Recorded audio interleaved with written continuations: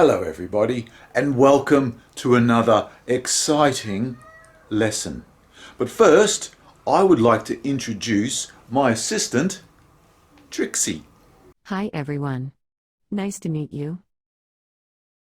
So Trixie, are you still doing your English test tomorrow? No, I'm not. There's no point in doing it. I would just fail anyway. Oh dear, Trixie sounds a bit negative. Let's look at exactly what Trixie said. There is no point in doing the test. I would just fail. Trixie is not confident about passing the test. She believes she cannot pass the test. For her, doing the test has no positive result. She does not feel that she will pass a test. So she can use the expression there be no point in ing. There be no point in ing. There is no point in doing the test.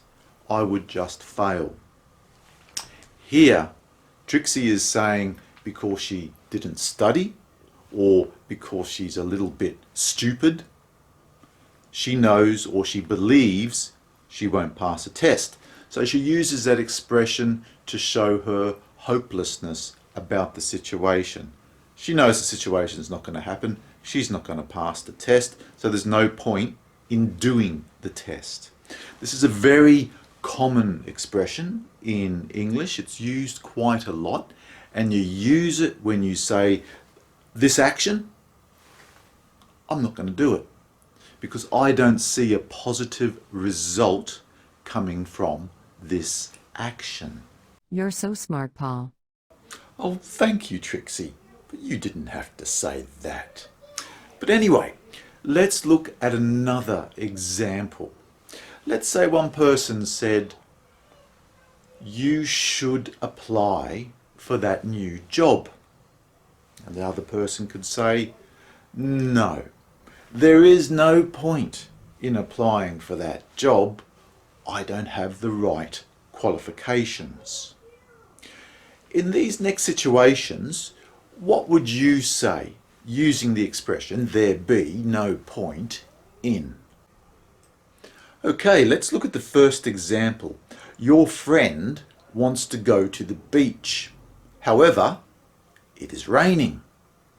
What would you say if you're going to use there be no point in ing? Pause the video, have a think, and give me an answer. Let's have a look. We can say there is no point in going to the beach. It is raining. There is no point in going to the beach. It's raining. What about the second one? Your friend Sally never takes advice. What do you tell people who want to give her advice? Pause the video. Think of an answer. Okay, let's have a look. What would you say?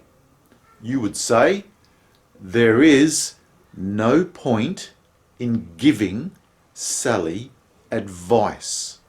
She doesn't listen. There is no point in giving Sally advice. She doesn't listen. Thank you very much for watching this video, and I look forward to seeing you again soon. So that's a goodbye from me. And that's a goodbye from me. And also remember, if you want a private lesson with Paul, so that you can learn today's material, and so much more, contact us through email. You won't regret it, I promise.